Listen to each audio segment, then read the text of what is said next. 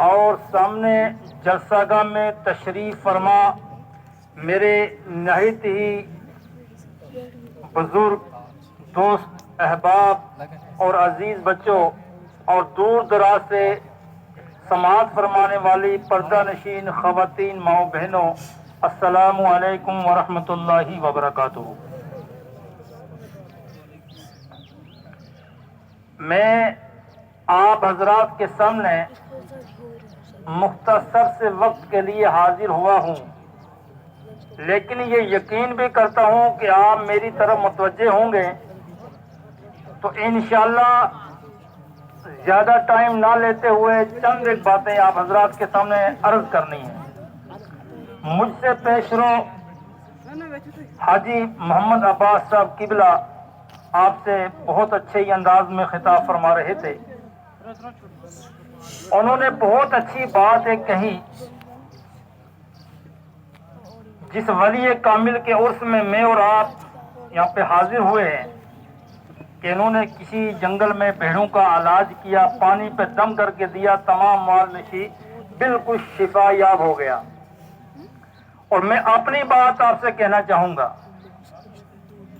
کہ پچھلے سال میں اسی عرس مقدس میں یہاں پہ حاضر ہوا تھا، تو جو ہے نا سب کی،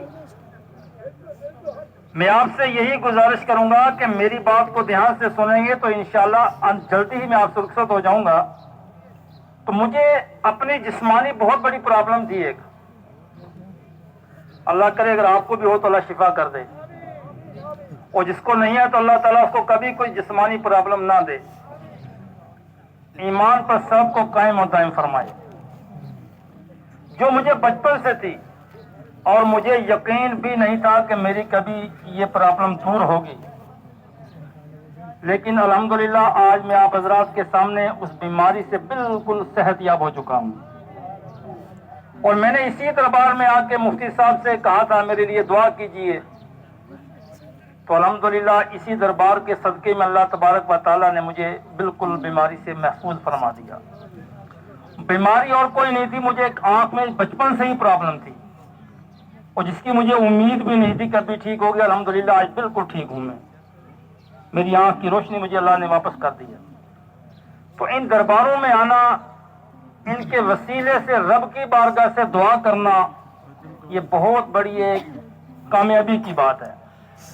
لیکن ہم لوگ ایک بات کو غور سے سنیں کہ اولیاء کرام کی دربار میں حاضر ہونے کا طریقہ کیا ہے۔ بہت سارے ہمارے اسلامی بھائی خانقاہوں پہ جاتے ہیں، زیارت شریف پہ جاتے ہیں تو ان کے چاروں طرف گھومتے ہیں، یعنی کہ طواف کی طرح ان کی سائڈ میں گھومنا، زیارت کے چاروں سائڈ، یہ بالکل قطعاً ناجائز ہے۔ ایک سائڈ سے جاؤ، کم سے کم 3 ہاتھ قبر سے دور رہ کے اللہ کی دربار میں ہاتھ پھیلا کے اس ولی کامل کے وسیلے سے دعا کرو، انشاءاللہ دعا بھی قبول ہوگی اور ہماری حاضری کا مقصد بھی ہمیں حاصل ہو جائے گا۔ ایک جاتے ہیں، میں نے اپنی آنکھوں سے دیکھا، جا کے وہاں پہ ماتھا بھی ٹیکتے ہیں، کہتے ہیں بھئی ہم نے تو یہ تعظیمی سجدہ کیا، کوئی سجدہ جائز نہیں کرنا چاہیے۔ اگر کسی کو وہاں پہ جھکتے ہوئے دیکھو فوراً روک دو، اگر وہ آپ کے کہنے سے نہیں رکتے تو اپنے دل میں اسے نفرت کر کے وہاں سے بھاگ جاؤ، چلے جاؤ۔ کسی کو سجدہ کرنا جائز نہیں ہے۔ اللہ وحدہ لا شریک ہے، اس کا کوئی شریک نہیں ہے، اس لیے خانقاہوں پہ، زیارتوں پہ جانا چاہیے، لیکن جانے کا جو طریقہ ہمیں امام اہل سنت اعلیٰ حضرت عظیم البرکت مجدد دین و ملت امام احمد رضا خان فاضل بریلوی رحمۃ اللہ تعالی علیہ نے سکھایا ہے، اسی طریقے سے جاؤ، دعا کر کے واپس آ جاؤ، انشاءاللہ بیڑا یہاں بھی پار اور وہاں بھی پار ہوگا۔ جڑا اللہ دے ولیاں دا کردہ ہے سنگ، اس کچتے میں آندا ہیرے دا رنگ۔ ان کی سنگت کرنی چاہیے، ہے نا۔ تو میں آپ حضرات کے سامنے ایک آیت کریمہ کو تلاوت کیا ہوں، ان الصلاۃ تنہا عن الفحشاء والمنکر۔ پہلے درود پاک پڑھ لیجیے، اللہم صلی علی سیدنا محمد وعلی آل سیدنا محمد وصحاب سیدنا محمد مبارک وسلم علیہم صلاۃ و سلام علیک یا رسول اللہ وعلی آلک وصحابک یا حبیب اللہ۔ تو معزز سامعین کرام، اللہ تبارک و تعالی قرآن پاک میں ارشاد فرماتا ہے ان الصلاۃ تنہی عن الفحشاء والمنکر۔ سمجھ گئے نا آپ کہ یہ آیت کریمہ خالص ہمیں نماز کے بارے میں حکم دے رہی ہے کہ بے شک نماز روکتی ہے بے حیائی اور فحش باتوں سے، فحش کلامی سے۔ لیکن آج ہم نے دیکھنا ہے کہ ایک سائڈ ایک اللہ کا بندہ نماز میں پڑھ رہا ہے، سر سجدے کے اندر ہے،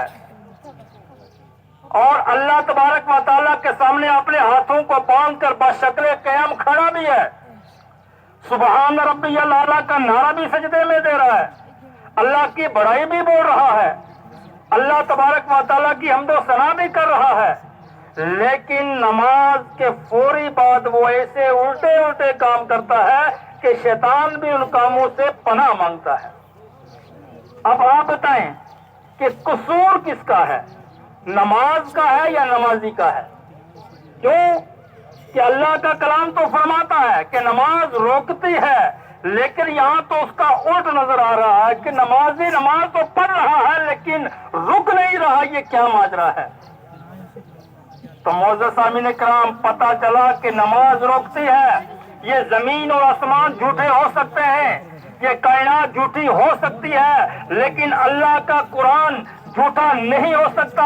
اللہ کا قرآن فرماتا ہے کہ ان الصلاۃ تنہی عن الفحشاء والمنکر، کہ بے شک نماز روکتی ہے بے حیائی اور فحش کلامی سے۔ لیکن اے نمازی شخص، تو نماز تو پڑھ رہا ہے لیکن نماز سے ناآشنا رہا۔ نمازی تو نماز تو پڑھ رہا ہے لیکن تم نے وہ نماز نہیں پڑھی جو حضرت امام اعظم ابو حنیفہ نے پڑھی تھی۔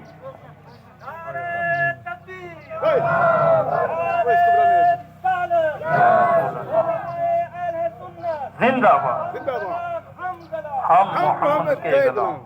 تو معزز سامعین کرام، ایک یہودی کا مکان حضرت امام اعظم ابو حنیفہ کے مکان کے سامنے موجود تھا۔ جب حضرت امام اعظم، جو ہمارے امام ہیں، جن کے نقش قدم پہ میں اور آپ تمام لوگ چل رہے ہیں، ان کا وصال ہو گیا، اور وصال کے دوسرے دن جو یہودی کا مکان تھا، یہودی کا ایک بیٹا اپنے باپ سے کہتا ہے کہ ابا حضور، یہ سامنے جو مسلمان کا مکان ہے، اس مکان میں ہر روز رات کو مجھے ایک پیڑ نظر آتا تھا، ایک درخت نظر آتا تھا، لیکن آج وہ درخت مجھے نظر نہیں آ رہا۔ یہ کیا ماجرا ہے؟ سمجھ آ گئی بات آپ کو؟ کیا سوال کیا باپ سے کہ سامنے والے مکان میں رات کو ہر روز مجھے ایک درخت نظر آتا تھا لیکن آج وہ مجھے نظر نہیں آ رہا، یہ کیا ماجرا ہے؟ تو یہودی نے اپنے بیٹے سے کہا کہ بیٹے، یہ درخت نہیں تھا بلکہ اس مکان کا مالک مسلمانوں کا امام تھا، مسلمانوں کا امام تھا۔ وہ رات کے وقت پوری رات قیام کی حالت میں اپنے رب کی عبادت کرتا تھا۔ پچھلے روز اس کا انتقال ہو گیا، اس لیے آج آپ کو درخت نظر نہیں آ رہا ہے۔ نعرہ تکبیر، نعرہ رسالت، نعرہ حیدری۔ تو معزز سامعین کرام، وہ تھی نمازیں۔ آج ہم اور آپ بھی تو نماز پڑھتے ہیں نا۔ آج کے دور میں لوگ بہت زیادہ نماز پڑھتے ہیں، ہم نے اپنی آنکھوں سے دیکھا۔ ہماری مساجد بھری پڑی رہتی ہیں، مساجد میں جگہ نہیں ملتی، گاؤں گاؤں، شہر شہر، محلے محلے مساجدیں تیار کی ہوئی ہیں، لیکن اتنی نماز پڑھنے کے باوجود بھی آج کے دور میں اتنی خرافات کیوں ہے؟ ہمارا نوجوان موبائل کے چکر میں پڑا ہوا ہے، ہمارا نوجوان بیٹا اور ہماری نوجوان مائیں بہنیں بیٹیاں جو ہیں موبائلوں کے چکر میں پڑی ہوئی ہیں، گیمیں کھیل رہی ہیں جو کہ بالکل قطعاً ناجائز اور حرام ہے۔ یہ ایک جوا بازی ہے کہ جوا کھیلنے والے پہ اللہ کی لعنت ہوا کرتی ہے۔ آج ہمارے لاکھوں کروڑوں نوجوان بھائی بھی اور بہنیں بھی گیموں کے چکر میں ہیں، اللہ ہمیں سے محفوظ فرمائے۔ لیکن نماز آج کے مسلمان کو آج کا نمازی جو ہے وہ باز نہیں آ رہا ہے، کیوں نہیں رک رہا ہے؟ حضرت امام اعظم جب نماز پڑھتے تھے پاؤں پہ ورم آ جاتا تھا. حضرت بشر حافی رحمت اللہ تعالی علیہ جب اللہ کی عبادت کرتے تھے قیام کی حالت میں ان کے پاؤں پہ ورم آ جاتا تھا. عشاء کی نماز پڑھ کے وہ نماز نوافل میں جب کھڑا ہوتے تھے اور ایک ہی رکعت میں جو ہے وہ فجر طلوع ہو جایا کرتی تھی، جلدی سے جلدی اپنی دوسری رکعت پوری کر کے تو پھر وہ فجر کی نماز پڑھا کرتے تھے. پاؤں پہ ورم آ جاتا تھا، بعض اوقات آپ کے پاؤں سے خون بہنا شروع ہو جاتا تھا، آپ کو کھڑے کھڑے رہ کر چکر آ جایا کرتا تھا، آپ زمین پہ گر جاتے تھے. لیکن اے لوگوں، اے اللہ کے بندو، جو انسان توبہ کر لیتا ہے اللہ تبارک و تعالیٰ اس کو اپنا مقرب بندہ بنا لیتا ہے، اللہ تعالیٰ اس کو اپنا ولی کامل بنا لیتا ہے، اللہ تبارک و تعالیٰ اس کا درجے بلند فرما دیتا ہے. بشر حافی کی میں نے بات سنائی کہ اس قدر وہ عبادت گزار تھے، لیکن عبادت سے چند سال پہلے ان کا کیا حال تھا اگر آپ سنو گے تو آپ کا ایمان جو ہے تازہ ہو جائے گا، آپ اور ہم بھی توبہ کرنے پہ مجبور ہو جائیں گے. بشر حافی توبہ کرنے سے پہلے بہت بڑے شرابی تھے، شرابی ہی نہیں بلکہ شراب کے ان کے سینکڑوں کارخانے، ہر شہر میں اس کی شراب بکتی تھی، ہر شہر میں اس کی شراب کو تیار کیا جاتا تھا. شراب تیار کرنے کے لیے انہوں نے اپنے کارخانے تیار کیے ہوئے تھے اور ان شراب نوشی اور شراب فروشی سے لاکھوں روپے کا نفع حاصل کرتے تھے. ایک دن شراب خانے میں جا رہے تھے، نوکر چاکر شان و شوکت اپنی گاڑیاں وغیرہ لے کر کے جا رہے تھے. راستے میں پہنچے تو کیا دیکھتے ہیں، سفید کاغذ کا ایک ٹکڑا پڑا ہوا تھا، سفید کاغذ کا ایک ٹکڑا راستے میں پڑا ہوا تھا. بشر حافی نے اس کو اٹھایا، اس کو کھولا، دیکھا تو اس کے بیچ میں لکھا ہوا تھا بسم اللہ الرحمن الرحیم، یعنی کہ بسم اللہ شریف لکھی ہوئی تھی.